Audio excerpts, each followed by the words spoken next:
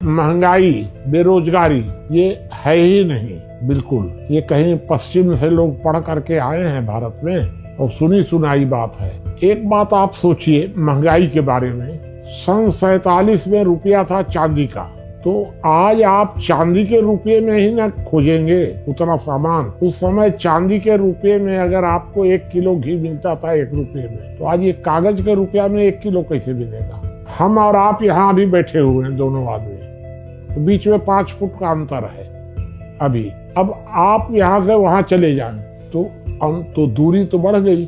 गलती किसकी हो गई? आपकी। तो आप तुलना, इसकी एक थ्योरी है, किसी वस्तु की तुलना जिस आधार वस्तु से की जाती है उस आधार को स्थिर होना चाहिए। ये थ्योरी है, ये जानते ही नहीं है लोग। आप ये बताइए कि अगर खाना महंगा हो रहा है, कपड़ा महंगा हो रहा है, शिक्षा महंगी हो रही है, तो जीवन स्तर नीचे होना चाहिए ना। जीवन स्तर नीचे हुआ है क्या सन 47 के बाद? आप ही बता दीजिए हमको। अगर जीवन स्तर ऊंचा जा रहा है तो फिर महंगाई घट रही है कि बढ़ रही है? पहले जो खाने की दिक्कत थी, कपड़े की दिक्कत थी, अब तो नहीं है। पहले आवागमन की दिक्कत थी, अब तो आवागमन भी खूब हो गया। नहीं, समस्याएं हैं, पहले की तुलना में कम है। इस तरह पहले की तुलना में आज कम हुई है क्योंकि महंगाई घटी है। तो महंगाई घटने से समस्याएं घटी हैं। पहले हमको याद है अपने जीवन में कि पहले जितना वेतन मिलता था उस वेतन में जितना अनाज मिलता था। आपको एक बात जानकारी बता दे, पहले एक मजदूर दिन भर खेत में काम करता था तो 2 किलो अनाज मिलता था, हम लोग भी देते थे। आज उसको 12 किलो मिलता है। अनाज महंगा हुआ कि सस्ता? पहले 2 किलो अनाज मिलता था। या तो आप कहिए कि 2 किलो नहीं मिलता था, और या कहिए कि आज 12 किलो नहीं मिलता है। पहले एक दिन के श्रम के बदले में अनाज देते थे। तो अब आप हमको ये बताइए कि पहले 1 रुपये वेतन था, 1 रुपया वेतन से था तो 1 किलो अनाज मिलता था। आज वेतन हो गया 400 रुपया, और 400 रुपये में आपको 2 किलो अनाज मिल रहा है। तो अनाज सस्ता हुआ कि महंगा? पहले 1 रुपये में 1 किलो अनाज मिलता था, आज 200 रुपये में 1 किलो मिल रहा है। 200 रुपया में अनाज सस्ता हुआ कि महंगा? आप एक बात बताइए कि एक प्राइमरी स्कूल का शिक्षक, उसकी मूलभूत आवश्यकताएं बहुत कम थी। अच्छा, अब वो बन गया मिनिस्टर। अब वो मिनिस्टर बन गया तो उसकी आवश्यकताएं बहुत बढ़ गई। तो इसका दोषी कौन है? उसकी आवश्यकताएं पूर्ति करना हमारी जिम्मेदारी है। आवश्यकताएं जो हैं, ये आवश्यकताएं आपकी बढ़ रही हैं तो आप चिंता करिए उसकी। समाज काहे को चिंता करेगा? और नहीं तो आप चले जाइए, शिक्षक बन जाइए ना।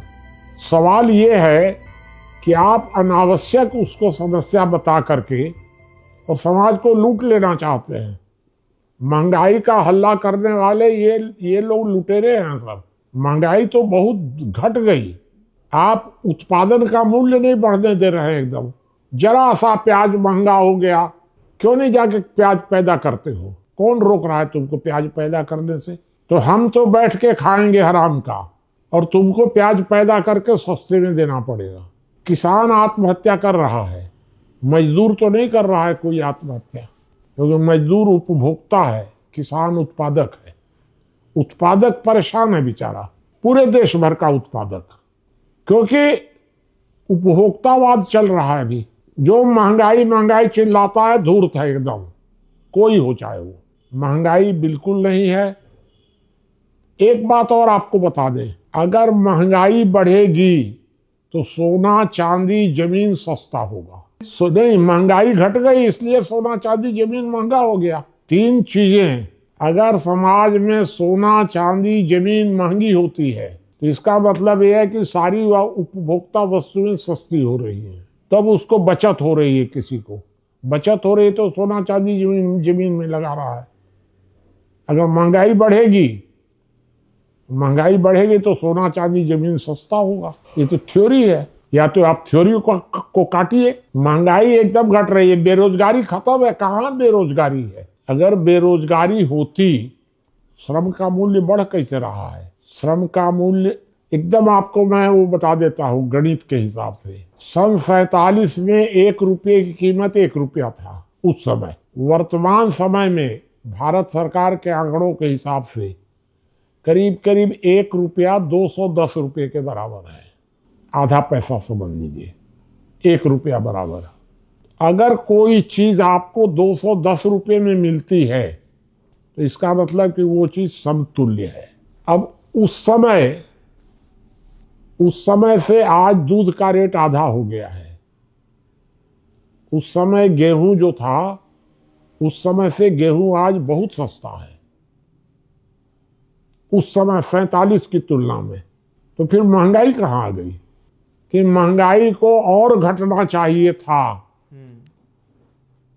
उतनी नहीं घटी। यही ना आप कहेंगे जीवन स्तर और ऊंचा होना चाहिए था। महंगाई बढ़ी क्यों कह रहे हैं? तो जीवन स्तर कैसे ऊंचा हो? आर्थिक असमानता बढ़ रही है। अमीर आदमी हवाई जहाज के रफ्तार से तरक्की कर रहा है, गरीब आदमी बैलगाड़ी की रफ्तार से बढ़ रहा है। तो दोनों के बीच में तो डिफरेंस तो बढ़ेगा ही। जो अमीर आदमी है वो डीजल पेट्रोल सस्ता रख करके और वो उसकी सारी सुविधाओं का लाभ ले रहा है, उत्पादन में भी उपभोग में भी। और गरीब आदमी को ये उपलब्ध नहीं है। एक बात आप बताइए कि एक आदमी वहां से मोबाइल से बात कर लिया हमसे और एक आदमी पैदल चल के आया बात करने, दोनों में अंतर तो पड़ेगा ही ना। तो जब कृत्रिम ऊर्जा का लाभ उठाकर अमीर लोग अपना गति बढ़ा रहे हैं तो गरीब आदमी पिछड़ जा रहा है। केवल यही कारण है सिर्फ कि प्रगति की रफ्तार धीरे हो रही है। इसके जिम्मेदार सरकार। अब प्रश्न उठता है कि क्यों? क्योंकि दुनिया अपना निर्यात बढ़ाने के लिए गरीब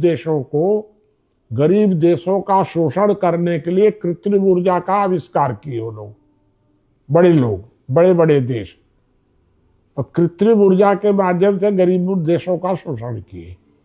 अब वही कृत्रिम ऊर्जा शोषण का आधार बन गई है सब जगह। अमीर लोग उसका उपयोग कर रहे हैं।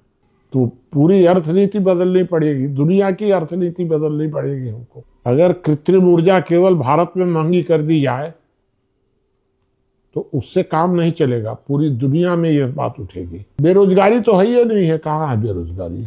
आदमी नहीं मिल रहा है काम करने के लिए। जो आप कह रहे हैं बिल्कुल गलत है, इसलिए कि आपको खेत में काम करने के लिए आदमी नहीं मिल रहा है और सरकारी नौकरी के लिए लाइन लगी हुई है। आप अगर एक बढ़िया मिठाई का एक क्विंटल मिठाई लाके चौक पर रख देंगे खुला, तो वहां तो कीड़े मकोड़े फिर आएंगे ही, फिर कुत्ते आएंगे, कुत्ते सियार आने लग जाएंगे। उसके बाद कोई आ जाएगा कि झोले में उठा के ले जाने लग जाएगा, और फिर कोई आएगा कि उसको गाड़ी से उठा के ले जाएगा। गलती किसकी है? जो मिठाई को ला के रखा है आज चौक के ऊपर। काहे को मिठाई आप चौक पर ला करके रखे हैं असुरक्षित? तो ये प्रश्न ये उठता है कि आप छोड़ दीजिए सब, आपका काम ही नहीं है कि यहाँ ला करके आप मिठाई को रखें, या ये आपकी ड्यूटी नहीं है। रोजगार देना सरकार का काम ही नहीं है। सरकार जो रोजगार दे रही है इसी के कारण सारी समस्याएं पैदा हो रही है, क्योंकि आप श्रमजीवियों पर टैक्स लगा रहे हैं। आपको जानकारी दे दें जो आपको नहीं मालूम होगा, कोई चीज पैदा करता है अपने खेत में, शहर में बेचने जाता है तो 100 रुपये का सामान वो देता है दुकानदार को, तो उसको 90 रुपया दुकानदार देता है, 10 रुपया सरकार के खजाने में चला गया। किसान का तो कट गया 10 रुपया। अब वो 100 रुपये का सामान वो खरीदने गया किसी दुकान में, लोहा खरीदने गया तो 100 रुपये का लोहा 110 रुपये मिला। उसी किसान को 10 रुपया फिर सरकार के खजाने में चला गया। वो अपना सरसों बेचने गया तो 10 रुपया कट गया, लोहा खरीदने गया तो 10 रुपया ज्यादा देना पड़ा, 20 रुपया ज्यादा दिया। वो क्या जरूरत है करने की? आपको कह रहे हैं किसान आत्महत्या कर रहा है तो क्या करेगा बेचारा? 10 रुपया सरसों बेचने गया तो टैक्स दिया, और लोहा खरीदने गया तब भी टैक्स दिया वो। तो आप कह रहे हैं हम स्कूल खोल रहे हैं, क्या जरूरत है हमको स्कूल खोलने की, हमारी सरसों पर टैक्स लगाओगे।